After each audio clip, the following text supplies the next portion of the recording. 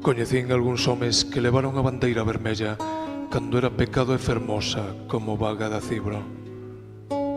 Eu mesmo tiven unha nas mans, unha bandeira vermella, cando era pecado e fermosa como o pico dunha cigoña. Oín decir que hai homes en Calcuta e Soweto que aínda levan bandeiras vermellas, fermosas como camelias nos dentes.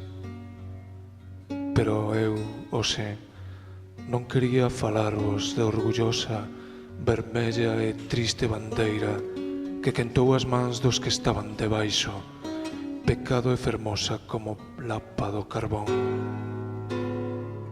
Só quería falar da vaga do acibro, do pico da cigoña, da camelia entre os dentes, da lapa do carbón e da orgullosa, vermella e triste rosa de Yeats.